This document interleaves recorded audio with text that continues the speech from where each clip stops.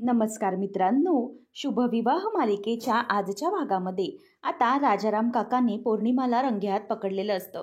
ती फोनवर अभिषेकची जे जे काही बोलली आहे ते सगळं काही आता काकाने ऐकलेलं असतं. त्यामुळे राजा काका हे चिडतच पौर्णिमाजवळ येतात आणि ती तर पूर्ण घाबरलेली असते.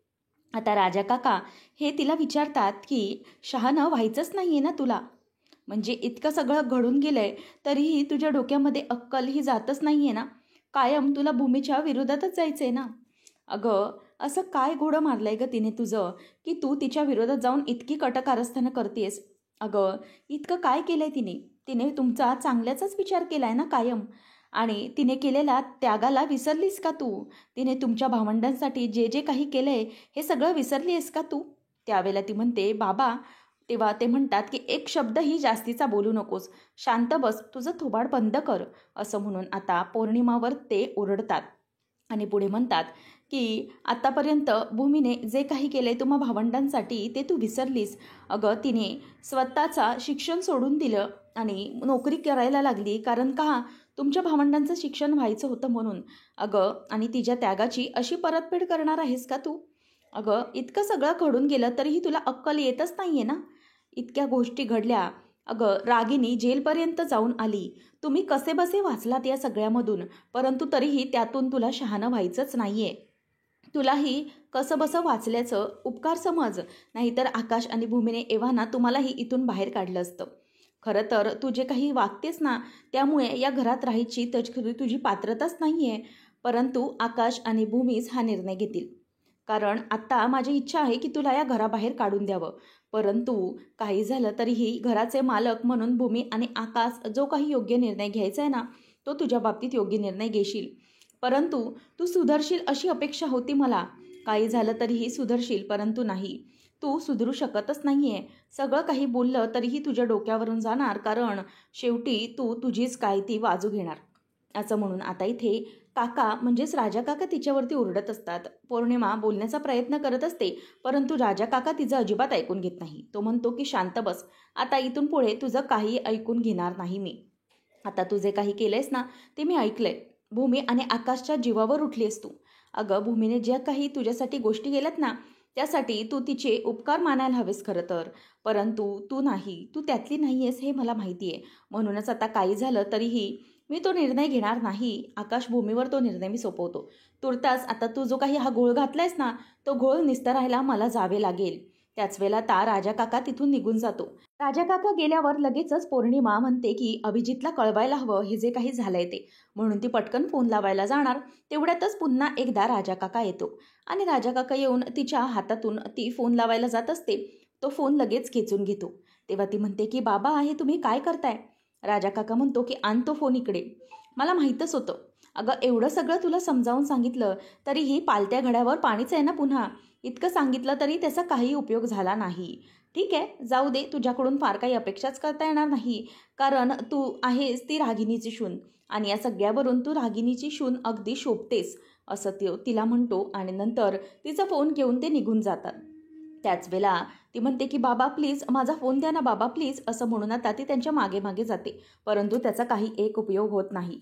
आता अभिजित हा तिकडे बेसावध असतो आणि इकडे आता पौर्णिमा खूप टेन्शनमध्ये असते. ती डोक्याला हात लावून असते की शेट, आता मी काय करू, कसं कळवू अभिजितला इथे जे काही झालंय ते. एकतर बाबांनी माझा फोन पण काढून घेतलाय, काय करू मी अभिजित, असं म्हणून ती आता टेन्शनमध्ये आलेली असते. आता बाबा तिकडे जाणार आणि सगळा प्लॅन संपवणार हे तिला माहीतच असतं. ती नुसती इथे टेन्शनमध्ये असते. काय करावं हे तिला काही सुचत नसतं. अभिजित प्लीज, काहीतरी करून मला तुमच्यापर्यंत ही बातमी पोहोचवायलाच हवी. कसं कळवू मी, काय करू मी, असं म्हणून ती स्वतःलाच त्रास करून घेत असते आणि झालेल्या प्रकाराचं तिला आता खूपच जास्त टेन्शन आलेलं असतं. काय करू हे तिला काही सुचत नसतं. म्हणूनच आता ती तिथून बाहेर जायला बघत असते. त्याच वेळेला इथे आता जो हॉटेलचा मॅनेजर असतो रिसॉर्टचा, तो आकाशला समजवत असतो की सर, हे बघा, तुम्हाला मी जे काही ऑप्शन दिलेत ना, त्यापैकी मला तरी असं वाटतंय की तुमच्यासाठी हा that will be great option. कारण इथे कॅनवे ना, इकडे या एरियामध्ये आपण सगळं काही आहे डेकोरेशन करूया, ते फारच सुंदर दिसेल. तुम्हाला कसं वाटतंय? असं आता इथे आकाशला तो सगळे काही पॉईंट्स समजावून सांगत असतो. आणि तिथे आउट हाऊसमध्ये अभिजित आणि रागिनी दोघेजण असतात. अभिजित म्हणत असतो की अच्छा, म्हणजे आकाश भूमीला सरप्राईज देण्याचं प्लॅनिंग करतोय. तर करू दे, सगळं प्लॅनिंग करू दे. परंतु एक गोष्ट मात्र नक्की, की आज हा अभिजितच या आकाश आणि भूमी दोघांनाही चांगलंच सरप्राईज देणार आहे आणि तेही आयुष्यभर त्यांच्या लक्षात राहील असे. त्याच वेळेला रागिनी म्हणते की अभिजित, आपण एक काम करूया का? आपण एखाद्या शार्प शूटरला बोलवूया का? म्हणजे आपलं काम व्यवस्थित होईल.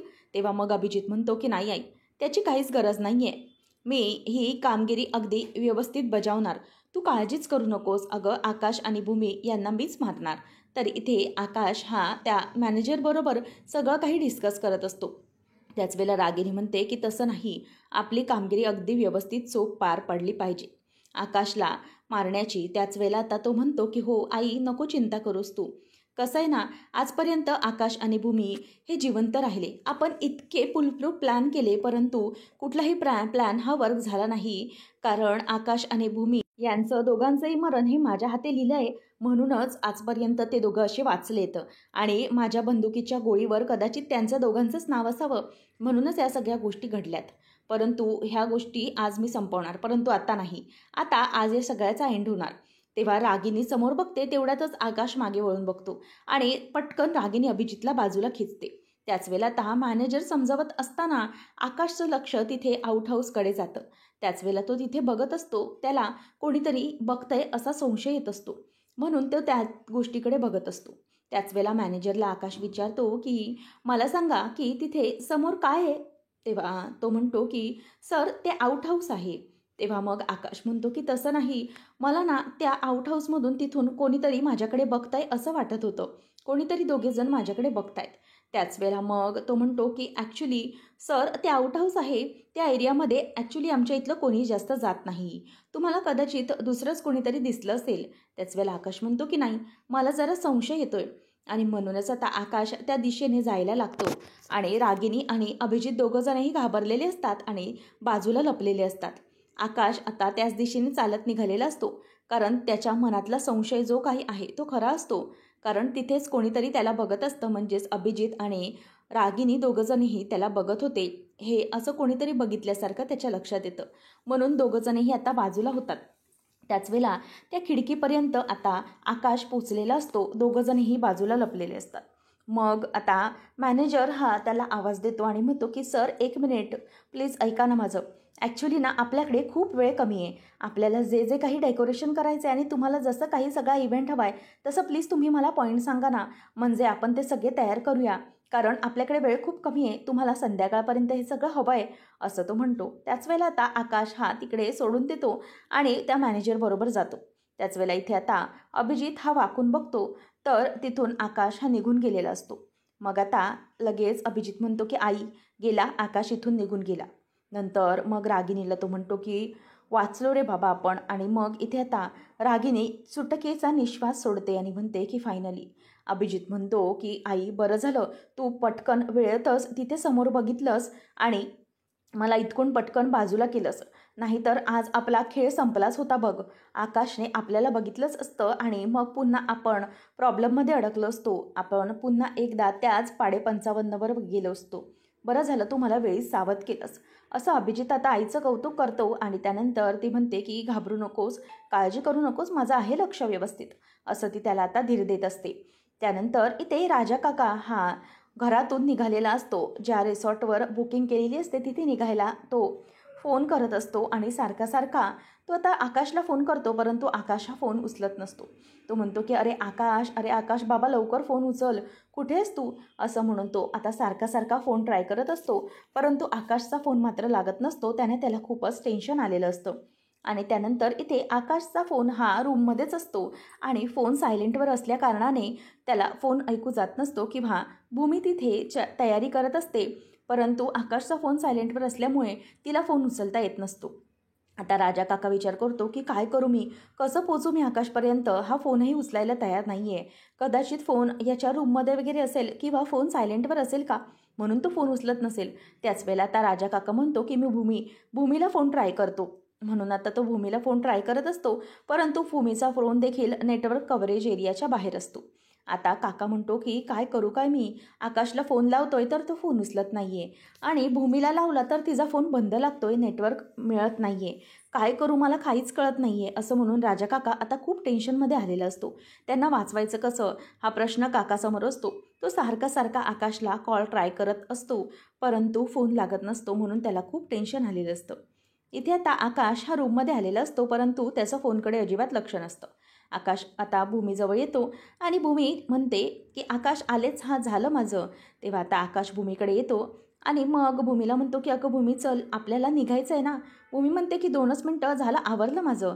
त्याच वेळेला इथे आता आकाश हा म्हणतो की भूमी अगं खरंच फार फार सुंदर दिसतेस तू, असं म्हणून आता तो तिचं कौतुक करत असतो. त्याच वेळेला भूमी आता आरशात स्वतःकडेच बघत असते. नंतर मग आता आकाश म्हणतो की भूमी खरंच फार छान. तेव्हा भूमी म्हणते की आकाश अरे इतका वेळ तू बाहेर काय करत होतास, मी कधीची वाट बघत होते. त्याच वेळेला मग आकाश म्हणतो की अगं आपल्या सरप्राईजची तयारी करायला गेलेलो, तुझ्यासाठी ना बाहेर एक छान सरप्राईज आहे. तेव्हा भूमी विचारते की सरप्राईज, कोणतं सरप्राईज. तेव्हा आकाश म्हणतो की भूमी तू पण ना खरंच कशी आहेस तू. अगं तुला मी सांगितलं सरप्राईज आहे, तर असं कोणी सांगतं का की कोणतं सरप्राईज आहे म्हणून. तेव्हा आता आकाशकडे भूमी आरशातूनच बघत असते आणि आकाश म्हणतो की भूमी खरंच खूपच सुंदर दिसत आहेस तू, तुझ्या चेहऱ्यावर जे ते काही तेज आलंय ना, खरंच खूप सुंदर आलंय आणि इतकी क्यूट दिसतेस ना तू. मला तर असं वाटतंय ना की अशीच सारखी तू स्वतःला आरशात बघत राहिलीस ना, तर हा जो आरसा आहे ना त्याला पण कॉम्प्लेक्स येईल आणि तो असा तडकेल बघ आणि त्यालाही कळेल की माझी भूमी किती सुंदर आहे ते. तेव्हा आकाशला भूमी म्हणते की अच्छा, म्हणजे जी काही तारीफ आहे ते करण्याला तू काही मागे पडणार नाहीसच. तेव्हा आकाश म्हणतो की बरं ठीक आहे चल आवर. तेवढ्यातच इथे आकाशला टेलिकॉमवर फोन येतो. मग आता आकाश म्हणतो की सिरियसली हे फोन आणि जे काही मोबाईल्स असतात ना ते फक्त रोमॅन्टिक कपलला डिस्टर्ब करण्यासाठीच असतात, बरोबर ना. त्याच वेळेला आता इथे आकाश कॉल उचलतो तर त्याला सांगितलं जातं की सर तुमचं सगळं काही रेडी झालं आहे सेटअप. तेव्हा आकाश म्हणतो की चालेल आणि भूमी म्हणते आकाश अरे तुझा फोन. तेव्हा तो म्हणतो की नाही आज फोन वगैरे मी काहीच घेणार नाही आहे, फोन इथेच राहू दे, आज कुठल्याही कामाचा डिस्टर्बन्स नको. असं म्हणून आकाश आणि भूमी रूमच्या बाहेर पडतात. सारखे सारखे काका कॉल करत असतात, परंतु आकाश तिकडे अजिबात फोनकडे लक्षच देत नाही. नंतर पौर्णिमा आता दबक्या पावलांनी घराच्या बाहेर पडायला निघालेली असते, कारण काही करून तिला अभिजितला बातमी कळवायची असते. त्याच वेळेला मागून मानसी आवाज देते आणि म्हणते की पौर्णिमा कुठे चालली आहेस तू. तेव्हा पौर्णिमा म्हणते की मला बाहेर जायचं आहे. तेव्हा मानसी म्हणते की नाही, तुला आता बाहेर जाता येणार नाही आणि ती तिच्या जाण्याच्या मध्ये हात धरून तिला अडवते. तेव्हा पौर्णिमा म्हणते की काय गरज आहे मला अडवण्याची अशी, कशाला अडवतेस तू मला, मला जाऊ दे, माझं जरा महत्त्वाचं काम आहे. तेव्हा आता मानसी म्हणते की हे बघ, तुझं जे काही महत्त्वाचं काम आहे ना ते सगळं मला कळतं आहे आणि मला बाबांनी सांगितलं, तू जे जे काही केलं आहेस ना ते सगळं काही सांगितलं आहेस. का गं तू का असं करतेस, का तू ताईच्या आणि भाऊजींच्या जीवावर उठलेस. अगं ते किती काय काय करतात आपल्या सगळ्यांसाठी, परंतु तू असं का करतेस. अगं मला बाबांनी ना सगळं काही समजावलं आहे, तू अभिजित भाऊजींना जे काही सगळं कळवलं आहेस ना, इथला रिसॉर्टचा पत्ता वगैरे ते सगळं काही कळलं आहे मला आणि म्हणूनच मला बाबांनी तुझ्यावर नजर ठेवायला सांगितले, तुला कुठेही जाऊ द्यायला सांगितलेलं नाही. त्याच वेळेला आता इथे पौर्णिमा म्हणते की मानसी सोड माझी वाट, मला जाऊ दे, कळलं ना. तेव्हा आता मानसी तिचा हात धरते आणि म्हणते की नाही, अजिबात नाही जायचं तू इथून बाहेर. मी तुला एकदा सांगितलेलं तुला कळत नाही आहे, इथून बाहेर अजिबात पाऊल ठेवायचं नाही आहे. तू जे काही करणार आहेस ना ते सगळं मला चांगलंच माहिती आहे. तू भाऊजींना बातमी देण्यासाठी म्हणून बाहेर पडतेस, परंतु मी असं अजिबात करू देणार नाही. अगं काय करतेस तू, तुझं तुला तरी कळतंय का. अगं आजपर्यंत ताईने आपल्यासाठी किती काय काय केलं आहे, अगं तुझ्यासाठी किती काय केलं आहे हे विसरलीस का तू. अगं तू जीव द्यायला निघाली होतीस लग्न करायचं आहे म्हणून, परंतु ताईने ऐन वेळेला स्वतःचं लग्न करेन असं सांगितलं, तेव्हा तुझं लग्न झालं आहे हे कळतंय ना तुला. आकाश भाऊजी कुठल्या अवस्थेत होते हे तू पाहिलं होतंस, पण तरीही ताई फक्त आपल्यासाठी लग्न करायला तयार झाली आणि भाऊजींची ती अवस्था असूनही ती आपल्यासाठी तयार झाली होती. आता चित्र वेगळं आहे, परंतु तेव्हा फारच वेगळं होतं. तिने सगळं काही सहन केलं, हे सगळं विसरलीस. किती उपकार आहेत तिचे आपल्यावर, या सगळ्यांची तू परतफेड करणं तर सोड, परंतु त्याची जाणही नाही आहे तुला साधी. तुला कशाचीच चाड नाही राहिली आहे गं पौर्णिमा. अगं कसं असं भागू शकतेस तू. अगं उलट आपण ताईच्या उपकाराखाली राहिलं पाहिजे, परंतु तू तू मात्र तिचा जीव घ्यायला निघाली आहेस, तिच्याबद्दल काहीतरी वाईट साईड आणि तिच्याबद्दल कायम तू वाईटच विचार करतेस, तिचं कधीही चांगलं तुझ्या मनामध्ये नाही. असं आता मानसी ही पौर्णिमाला बोलून दाखवत असते आणि म्हणते की बस झालं, परंतु आता मी हे सगळं सहन करणार नाही. त्याच वेळेला आता इथे पौर्णिमा तिच्यावर चिडते आणि म्हणते, बस झालं, बस झालं आता मानसी. तुला राहायचंय ना तिच्या उपकारांच्या खाली, राहा. तुला आयुष्यभर राहा भूमीच्या उपकारांखाली. ती म्हणते की अगं आयुष्यभर काय, मी तर आयुष्यभरच राहीन. कारण 7 जन्म फेडता नाही येणार इतके उपकार आहेत तिचे. परंतु या जन्मात तरी तू जागावंस असं मला वाटतं. तेव्हा पौर्णिमा म्हणते की गप्प बस ग, मला काही उपकार वगैरे नाही मानायचे तिचे. तुला जे काही करायचंच ना, तू करतेसच ना तिचे उपकार, मग करते. मला अडवायचं नाही. मला इथून बाहेर जायचंय, मला जाऊ दे. मानसी म्हणते की नाही, अजिबात जाऊ देणार नाही. मला बाबांनी बजावलंय तुला इथून कुठेही बाहेर जाऊ द्यायचं नाही. आणि हे सगळं तू करतेस ते ताईच्या आणि भाऊजींच्या जीवावर उठून करतेस. आणि मी प्रत्येक वेळेला त्या गोष्टीच्या आड येणार. कारण मला त्यांची जाण आहे. ते जे काही करतात आपल्या कुटुंबासाठी ते मला माहिती आहे. म्हणूनच मी इथून कुठेही जाणार नाही. त्यावेळेला मग आता इथे पौर्णिमा म्हणते की हे बघ मला जाऊ दे, लक्षात ठेव मला जाऊ दे, मी जाणारच. त्याच वेळेला पौर्णिमा ही तिथून निघायला लागते आणि मानसीमध्ये येते. म्हणते की नाही, हे बघ पौर्णिमा, आज काही झालं, जग इकडचं तिकडे झालं तरीही मी तुला जाऊ देणार नाही. त्याच वेळेला पौर्णिमा म्हणते की सोड मला, सोड. अजिबात मला इथे धरून ठेवू शकत नाहीस तू. आणि मी तुझ्यापेक्षा मोठी आहे, मला सोड मानसी. असं म्हणून आता ती तिला सांगते की मला सोड म्हणून. परंतु मानसी तिला काही सोडायला तयार नसते आणि तिला धरूनच ठेवते. त्याच वेळेला तिथे आता अथर्व येतो आणि अथर्व म्हणतो की पौर्णिमा थांब तिथल्या तिथेच. आणि मग आता पौर्णिमा तिथल्या तिथेच गपचूप थांबते. अथर्व म्हणतो की हे बघ, तुला इथून जायचं नाही आहे. तुला एकदा सांगितलेलं कळत नाही आहे का म्हणून. आणि एक गोष्ट चांगलीच लक्षात ठेव की तू आता इथून जायला निघशील, हात धरून तुला घरात बसवण्याची वेळ आणू नकोस. कारण तुझी जी काही ताकद आहे ना, ती माझ्या ताकदीपुढे नगण्य आहे. म्हणूनच इथे गपचूप आता बसायचं, जास्त काही बोलायचं नाही आहे. तेव्हा मग आता ती म्हणते की अच्छा, म्हणजे तुम्ही दोघंही विसरताय का की तुमच्या दोघांपेक्षा मी वयाने आणि मानाने या घरामध्ये मोठी आहे. हे तुम्ही दोघं विसरताय कदाचित. मी अभिजितची बायको आहे आणि अभिजित तुझा दादा आहे. त्याच वेळेला तो म्हणतो की हो, मला माहिती आहे, मी जरी नात्याने धाकटा दीर असलो ना, तरीही मी ताकदीने खूप मोठा आहे. आणि यावेळेला मला कळतंय की मला काय केलं पाहिजे. म्हणूनच आता ती म्हणते की तुम्ही दोघं मला नाही अडवू शकत, कारण तुम्ही दोघं माझ्यापेक्षा लहान आहात. त्याच वेळेला तिथे आता आजी येते. आजी म्हणते परंतु मी तर वयाने आणि मानाने दोन्ही मोठी आहे ना, म्हणून तर तू माझं ऐकलं पाहिजे. असं म्हणून आता आजी तिच्या समोर येते. आता आजीला पाहिल्यावर पौर्णिमा मात्र पूर्ण घाबरते. आता इथे ती थंडगारच पडते. आजी म्हणते की पौर्णिमा, हे बघ, इथून आता पुढे काहीच करायचं नाहीस तू. मला माहिती आहे तू कुठल्या हेतूने निघतेस बाहेर. आणि आत्ताच्या आता इथून घराच्या आतमध्ये हो तुझ्या खोलीमध्ये आतमध्ये. इथे अजिबात थांबायचं नाही. आणि जे काही करायचा प्रयत्न करतेस ना, ते अजिबात करायचं नाही. तुझ्या खोलीमध्ये निघायला हवं तुला. असं म्हणून आता आजी ही तिला आतमध्ये पुन्हा घेते आणि म्हणते की काही झालं तरी तुला इथून आता हलता येणार नाही. पौर्णिमाला नजरकैदेत ठेवल्यामुळे तिला आता खूप टेन्शन आलेलं असतं. ती मान खाली घालून पुन्हा आता तिच्या रूममध्ये जाऊ लागते. तर इथे आकाशने भूमीच्या डोळ्यावर पट्टी बांधलेली असते. भूमी म्हणते की आकाश, अरे कुठे घेऊन आलायस तू मला. आणि मला खरंच कळत नाही आहे, तू ही माझ्या डोळ्यावर अशी पट्टी बांधली आहे, मला खरंच काही दिसतच नाही आहे. प्लीज मला सांग ना, अरे तू मला कुठे घेऊन चाललायस. असं म्हणून भूमी आता त्याला म्हणत असते. त्याच वेळेला आता आकाश हा तिथे येतो, जिथे त्याने छान असं सेटअप करून ठेवलेलं असतं.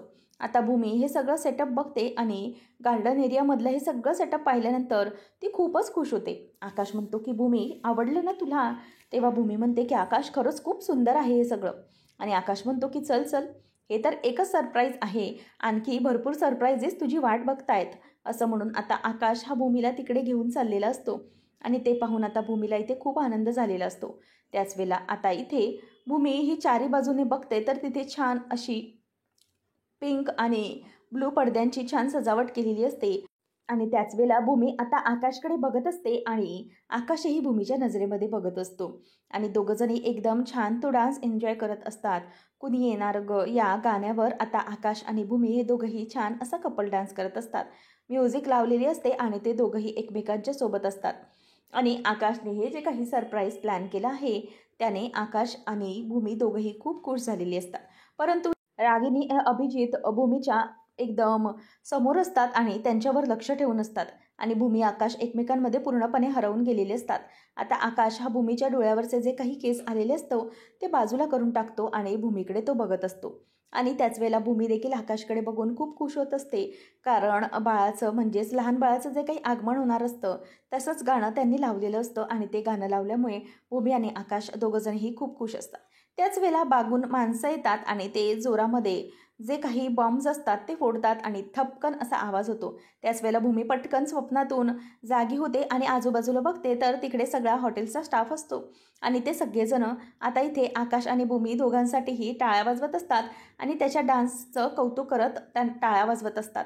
हे पाहून भूमीला खूपच आनंद झालेला असतो. आणि त्यानंतर इथे आता आकाश आणि भूमी एकमेकांकडे बघतात आणि भूमी मान खाली घालून सगळेजण कौतुक करतायत म्हणून अगदी गोड लाजत असते. आणि हे सगळं पाहून आकाश म्हणतो की भूमी, अगं ही तर सुरुवात आहे, अजून सरप्राईजेस आहेत तुझ्यासाठी, तुला माहिती आहे का? त्याच वेळेला मग आता भूमी म्हणते की काय अजून सरप्राईजेस? तेव्हा आकाश म्हणतो की हो, अजून काही सरप्राईजेस आहे, तू रेडी आहेस का? Are you ready? त्याच वेळेला भूमी येस असं त्याला हसतच म्हणते. आणि इथे अभिजित आणि रागिनी एक जो आउट हाऊस असतो त्याचा मागचा दरवाजा उघडतात आणि त्या दरवाजाने थेट आकाश आणि भूमी त्यांना व्यवस्थित दिसत असतात.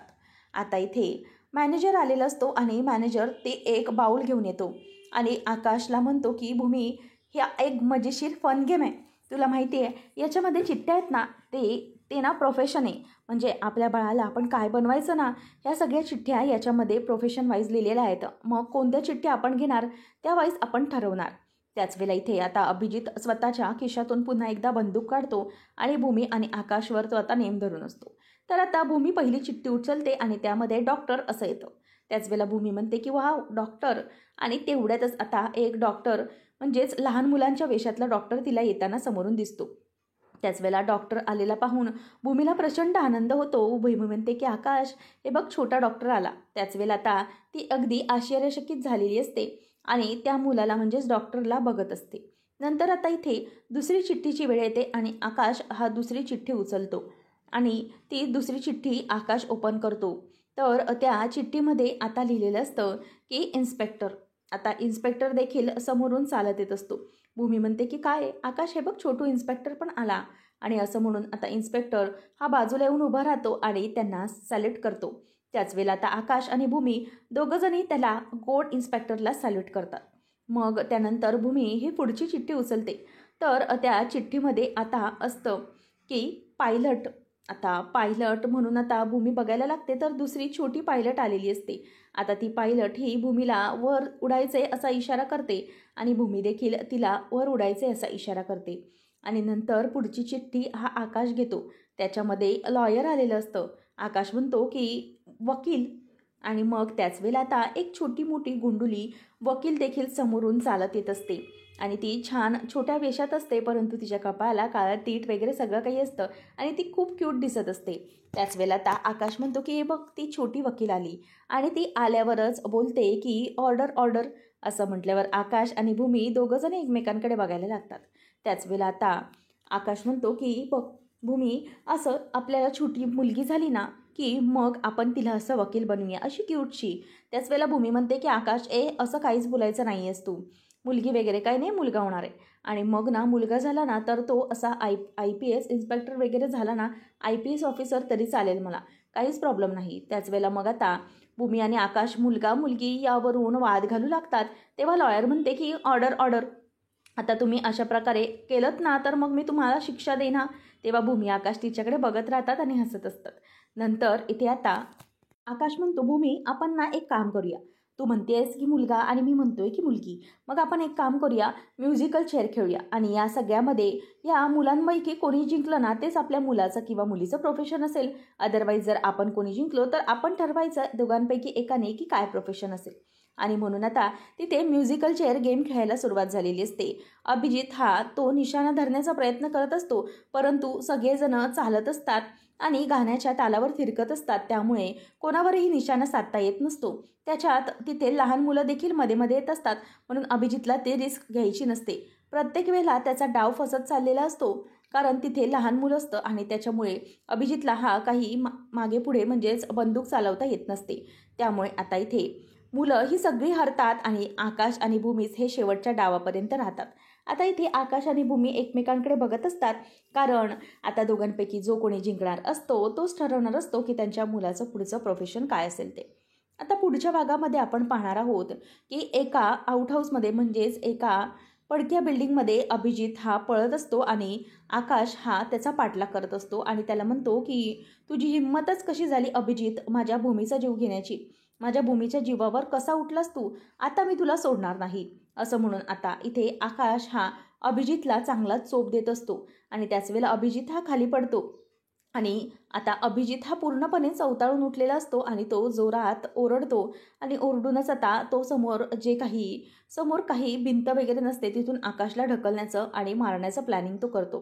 त्याच वेळेला आता आकाशला तो ढकलणार, परंतु बाजूच्या पोलला आकाश हा धरतो आणि धरल्यानंतर तो आकाश तिथल्या तिथे उभा राहतो आणि अभिजितचा तोल गेल्यामुळे अभिजितचा एका ठिकाणी पाय अडकतो. आकाश हा त्याची कॉलर धरतो, परंतु अभिजित हा खाली जाऊन पडतो आणि त्याचा तोल जाऊन तो पडतो. अशा प्रकारे आता इथे अभिजित हा उंचावरून खाली पडतो. आकाश हा त्याला जोरात अभिजित असा आवाज देतो, परंतु अभिजित हा काही जिवंत राहत नाही, तो तिथल्या तिथे मृत्युमुखी पडतो. तर आता अभिजितच्या मृत्यूमुळे आकाश आणि भूमी यांच्या आयुष्यामध्ये कोणतं नवीन वळण येणार हे पाहणं रंजकतेचं ठरणार आहे. अशाच मालिकांचे अपडेट्स जाणून घेण्यासाठी आजच आपल्या चॅनलला सबस्क्राईब नक्कीच करा.